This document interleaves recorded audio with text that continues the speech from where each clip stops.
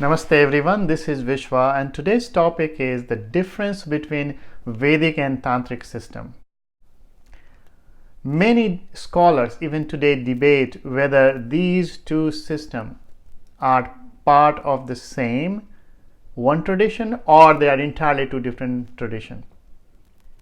Some say that Veda rejects worship of Divine Mother, while Tantra adores and loves to worship Divine Mother. Some say that the Vedic system is from Aryan, the Tantric system is from the Vedic. So there are debates, and later today what we have from archaeological survey of India, what we find is more and more the truth is both are part of same one great system. On a very high level, we'll find what are the main differences. These informations are based on my teacher, my grand teacher, and my own research as being curious what's the main difference about these two systems. So what is the primary source of knowledge? Vedas were revealed to the seers while they were in deep meditation, and Tantra was revealed by God or Goddess directly to the people. So, as you know, Shiva, Shakti, and Vishnu gave the knowledge of Tantra. So, both have revealed knowledge, and thus they are both authoritative in their own way. Both have the same goal, but different orientation. It's like the two faces of the same coin. So, now let's do a quick recap of the type of a scripture in the context of Vedic and Tantric systems. So as you saw in the previous slide, that Vedas and some of the Tantric texts are part of the Shruti as they are revealed knowledge. And on the other side, a Smriti, which is the text written from the memory for better understanding for the general people. It may be in a storytelling format, which is explanation of the same Vedic and Tantric knowledge is part of the Smriti text. And the Smriti texts are mainly two types. One is authored by the seers or sages, and the other is authored by the masters or great teachers from their own experience, from their own memory, and explained in much more easier format than the Shruti text. I have done another video on the scriptures which you can watch on YouTube anytime. So to better understand the Vedic and Tantric system, let's talk about on a very high level 5 main areas to see the similarity and differences between these systems. And they are like composition of the scripture, the spiritual practices, deities and mantra, rituals and worship, and what is the social orientation of these two systems. I'm going to also talk about the journey of these scriptures from a pre-Vedic period to the current period in a progressive manner as how they emerged. That will be a quick recap. So first we're going to look at the scriptures, the composition of the scriptures. So as I talked about the Vedas, how they are organized in the previous video when I talked about the scripture, those 4 areas. Now here the Tantra also has 4 segments. I will talk more in detail when I will cover the Tantra video, but just to give you a comparison here, that the Tantra here is very similar to what Vedas sections are. If you look at it, like in Vedas we have the Samhita, the Brahman, Aranyak, and Upanishad. In Tantra we have Jnana, Yoga, Kriya, and Charya. If you look at it on both sides, they are very similar. I have arranged in a way that they can map line to line. So at the bottom line, if you see the Veda, they focus on rituals and knowledge. The Tantra mainly focuses on ritual, using yoga on practice. So one side is practice is predominant, the other side is the knowledge is predominant. So these are the two big differences if you see in those two systems. So setting up the very first thing here, the orientation of these two is different. One goes inwards, one goes outwards. However, the highest goal is the same. Let's look at the orientation of the spiritual practices. If you look through the Vedic side, it's more towards the mind. And through the mind, you achieve the enlightenment through Jnana Yoga, which is the Jnana, as in the Veda is called Jyotirmaya Purusha. Jyoti means light. So you can also say it's a Shiva principle because Shiva is related to consciousness. On the other side, if you look at it in the Tantra, Tantra is more about starting from the body to energy, the body which we relate to, which we can hold it easily, be familiar easily. Mind, we don't have control so easily. So through controlling the energy, we control the mind. So it's actually the power of the light, which is the fire, or the power of Shiva is Shakti, the power of Vishnu is the Maya. So the Tantra is more about Shakti Maya Devi. So if you look at it on the both sides, one leans towards the knowledge, the other leans towards the power and skills. So the knowledge and wisdom, power and skills, these are the two things which is the two different orientation. However, you look in the middle of it, the Vedic system more lean towards directly towards the freedom or enlightenment.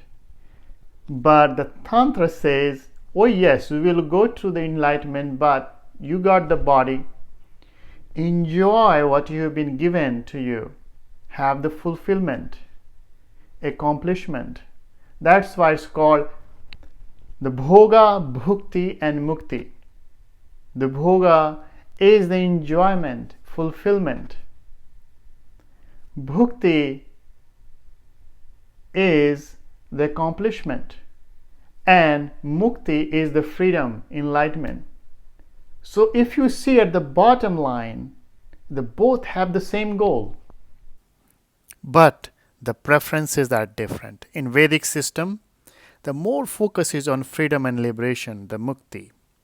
But in Tantric system, first you enjoy and have fulfillment and accomplishment, and then you move towards the freedom and liberation. So that's the difference. Third is about the deities. In both Vedic and Tantric system, male and female deities are there. But in Vedic system, the first four, if you see on the list, based on the number of times they have been invoked in the Rig Vedas, are part of the nature, such as Indra, Vayu or lightning, Agni or fire, Soma is moon or a type of drink they used, and Surya is the sun. And in the Tantric system, as you know, Shiva, Shakti and Vishnu are the main god. But in Vedic system, there is a name of Shiva as a Rudra, and then Vishnu. And there are female deities which is personification of Shakti as Aditi, Usha, Saraswati, Prithvi. Also to mention here that the concept of a Brahman, the absolute, which is a god without qualities. And the god with qualities called Ishvara, the supreme god, was also introduced in Vedic system. Now let's go into the mantras. Mantras are the heart and soul of both systems. And as it said, Om is the mother of all mantras. The basic function of the mantras is in most cases to cope with the human condition. So in Vedic system, the mantras are primarily used for rituals by priests. They are trained ones. In Tantric, they are used for rituals, worship, prayers, as well as meditation by individuals or the masters. The Vedic system have a measured mantras, meter verses with musical melody connected to a god or ultimate reality. In Tantric system, these lengths of a mantra and a structure may vary, but they do get connected to a specific deity and purpose. In Vedic system, for each desired outcome, an action has different sets of mantras. But in Tantric system, the same mantra can be used to achieve different aims with different sankalpa or intention. For example, as you know, Gayatri mantra comes from Veda, and these Vedic mantras can be reused in Tantra with modification to give faster result. And in order to do that, it incorporates additional things such as yantra, visualization, pranayama, meditation on chakras, or maybe some additional, a different kind of fire offering. Now moving into the fourth section called rituals and worship. Both Vedic and Tantric system emphasizes on rituals. But in Vedic system, there is no temple or image is used during the ritual. They are done in open space. And the fire ritual is the most important one, which is also done in Tantric system. The very first line of Rig Veda says, Om Agni Mile Purohitam. The fire is the priest. The fire is the medium between human and the spirit or God. That's why the fire offering is so important in both systems. Now, the Homa is a smaller scale of ritual and Yajna is the larger scale or bigger scale of ritual. What you see on the top left is a Vedi or the fire altar in which the offerings are done by the trained priests. It is said that in Vedic system, the results may take little time, but surely it will come. It is also important to know about which god to offer what. So the priest has to cultivate the knowledge of the god, goddesses, and the rituals and the mantras together to do the offering. And the Vedic rituals not only affect an individual, but the whole surrounding. That's why it can be said that the Vedic system is universal or it emphasizes on collectivism. One of the famous mantras such as Sarve Bhavantu Sukhina, it's not just me, let everybody be happy, prosperous, healthy. That's the kind of knowledge is being spread in the Vedic system. Not just individual, but everyone else as well at the same time. However, on the other side, in the Tantric system, the temple is needed, the deities are needed, or yantra is also required. As you can see on the top right is one of the yantra. It also uses the chakra system, which can be used during the puja. So puja is a prayer ritual, includes devotional worship to one or more deities. Now they can be done by an individual or tantric master. And it's said that the tantric process gives you immediate result, means the results are faster than the Vedic system. And in tantric system you cultivate power using yogic practices. But here it's more on individualistic nature, like the tantra empowers an individual. But the tantric puja can affect the environment as well. So at the bottom line you can see that both system has deities, mantra and specialized rituals to empower individual as well as the environment. So the orientation of Vedic and Tantric system can be different, but the purpose goes in the same direction. Now finally let's focus on the social orientation. According to Vedic system, there are 4 classes: priest, warrior, business, and labor. There are 4 stages of life: a student, householder, retired, and renunciates. And according to the stage of life, sexual activity is restrained. More you can think as an orthodox system. And in order to do the rituals, you require a qualified priest.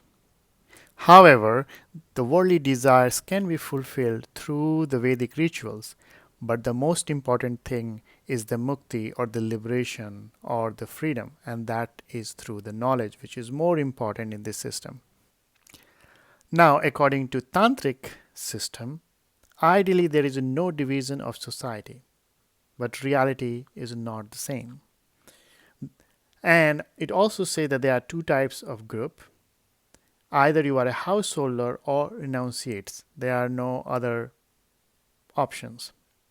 So the sexual activity is in moderation, or you can say in a liberal way, because most of the people are householders.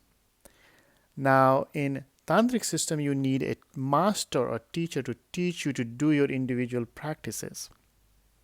The worldly desire are more embraced in this system, and practice is more important than the knowledge.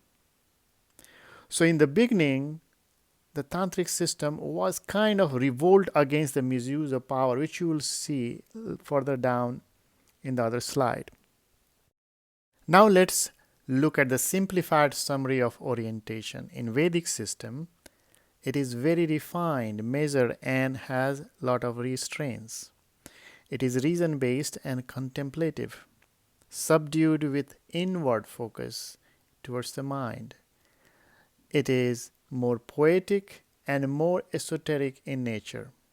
It may appear as life-denying because the focus is on liberation.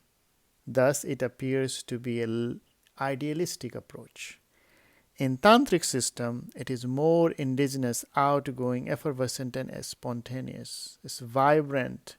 Creation of enjoyment and celebration happens, which is more earthier in nature and joyous.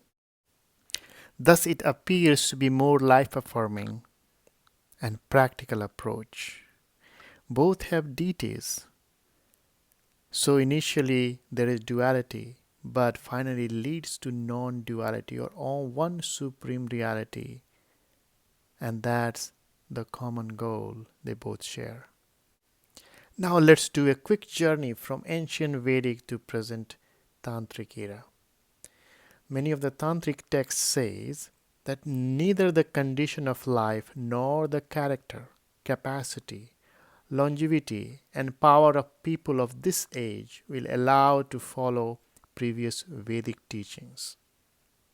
So the Tantra is an extension and further development of original teachings of Veda to fit the need of current time. So the bottom line is these two are not two different systems, basically a development of the same knowledge in different time to fit the requirement of the people. So the scholar says Veda is the cow and the true Tantra is the milk, or the Veda are the path and the Tantra are the horse. So technically Tantra bridges the gap between the internal and external world. So now let's do a quick recap about the progressive emergence of Tantra through scriptures into present time. So more than 5,000 years ago, the Tantric and Vedic system were passed down through generations through oral tradition. But the Tantra was found in Atharvaveda and Upanishads, which were written between 1700 to 1000 BC. But the Vedic system came to decline because of its own issues, such as a power-hungry people. Around 700 BC to 500 BC, the Sankhya philosophy came in existence, which was a truly tantric in nature.